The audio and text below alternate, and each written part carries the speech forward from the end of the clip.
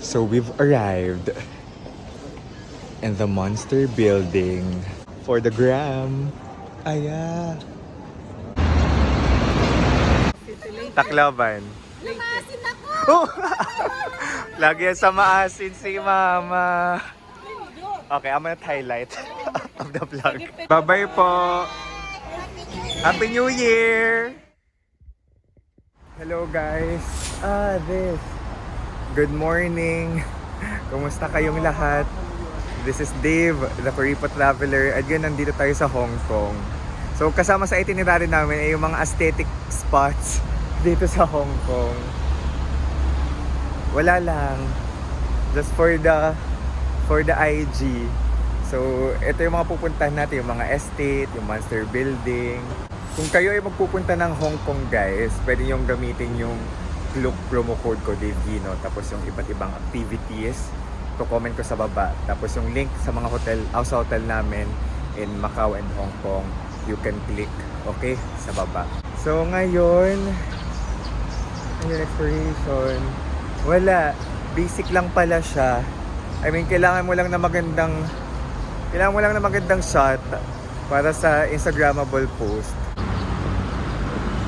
Pero ito yung mga apartments sa Hong Kong. Tinay lang talaga natin i-explore din.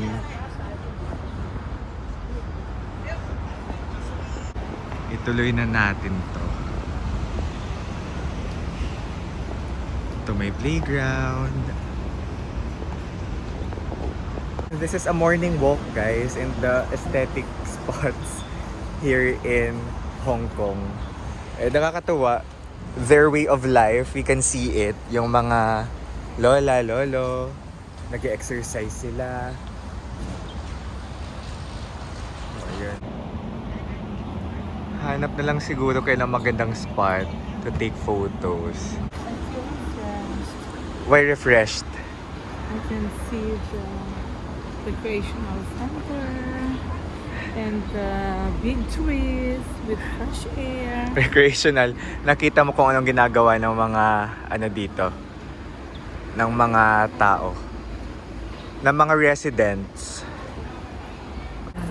Makikita natin yung mga sinampay. Mga sinampay na mga residents. It's nice here. Ito pala guys, if hindi ko na-mention, Ping Shek Estate. Okay, Ping Shek Estate. Nagkakalapit lang dito yung mga estate. So, ito naman ay Chue Hung Estate. Makakalapit na lang talaga sila. Mga lakad-lakad lang. Oh. Sabi ni Kuya, ito yung authentic Hong Kong. Kasi ito yung mga national housing. Sabi ni Kuya, yung mga dito, buildings, ma-appreciate mo sa pictures. But in actual, yung aesthetics ba, hanapan mo talaga ng magandang spot. Pero in actual, medyo underwhelming. Excited ako makita yung Monster Building kasi doon nag-filming location yung tawag dito, Hello Love Goodbye. Edward. May Pinay.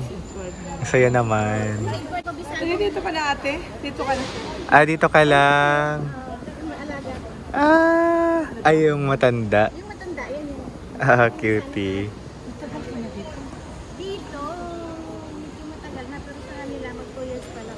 Okay po. Tacloban po. Tacloban. Lumasin ako! Oh! Lagi yan sa maasin si Mama. Okay, I'm gonna highlight of the vlog. Unsay, Dave Gino. Maasin group dito. May maasin group. Mga taga Region 8. May taga Tacloban dito ate. Sige, picture. May taga-Tacloban? May Samar? Meron akong kaano sa palengke, taga-Samar siya. Saan sa Samar? Hindi ko alam kasi nung Pero nag-election Samar. sa atin, Lawan is sa Samar yung hometown namin. ay hindi ko alam kung saan sa Samar. Nagkakilala kami dun sa, Sa market. Samar. Sa market. Kaya, Grabe si ate, nag-ano na siya, nagcha-Chinese. Tapos ito yung aglaga ni ate, ang bait nila. Si Mama. dito sa Nanchan, no? Ah, yung Nanchan Garden. garden. Nalian Garden. Fire. Nalian Fire. In-invite pa tayo ni ate sa January 1 kasi may magbe-birthday siyang friend. Tapos date daw ng amo.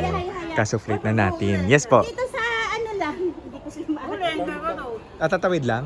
Yan, magtatawid lang dyan. May subway dyan. Pag ano na. Ah, May flyover. Fire. sige po. Thank you po.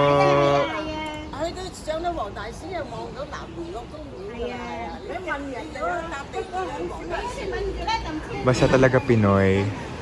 Ang bait. Ang daming recos. Bye-bye po. Happy New Year! Ano makapunta kayo? Bye-bye! Happy New Year! Ay, basta dito lang na. Bye-bye mo naman. Sige po. Ang nice. Ang nice ni ate. Taga-maasin siya. And sinasabi ko kanina sa kanila na feeling ko yung mga Pinoy dito tuwang-tuwa kapag nakita ng kapwa Pinoy. Kasi syempre, they miss home. Uwi si ate next year.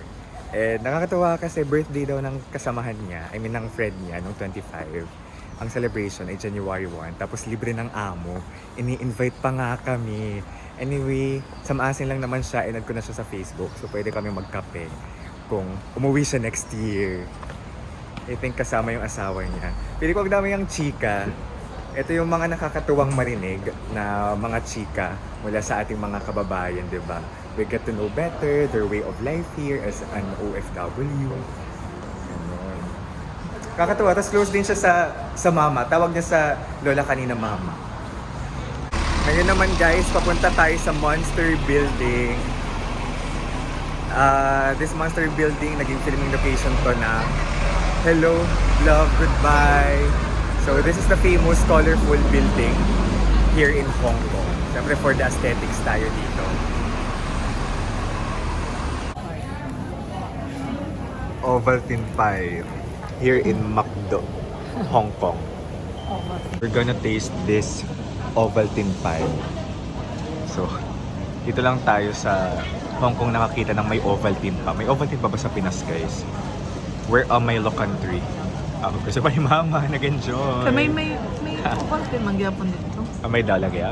Matamis kasi ang Ovaltine eh.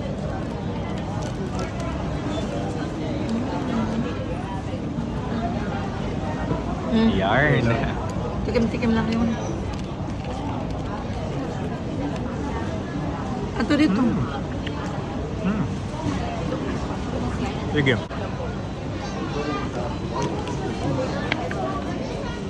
Ovaltine pie.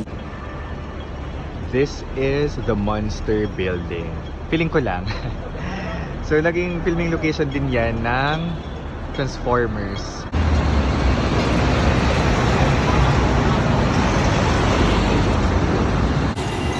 Alright. Dito na. We found it.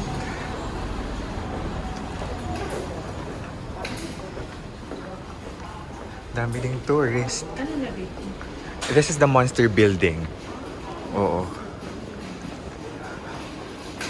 So, dito sa Monster Building ay may nakatira, according to Google, na 10,000 residents. So, we've arrived in the Monster Building. So, pag ang bubungad sa inyo, pagpunta nyo dito ay mga, syempre, turista like us for the gram.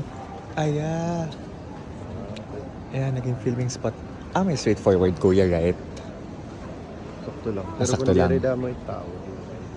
Sa bagay. Pero yeah. So, syempre, Hello, Love, Goodbye feels.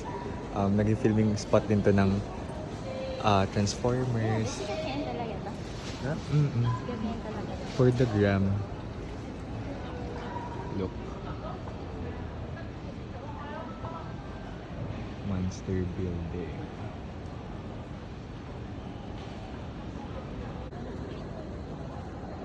The Monster Building. Expectation. The Monster Building. Reality. Pero nice, ganda.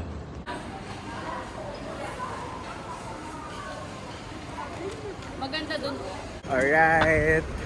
So that's our morning here in Hong Kong.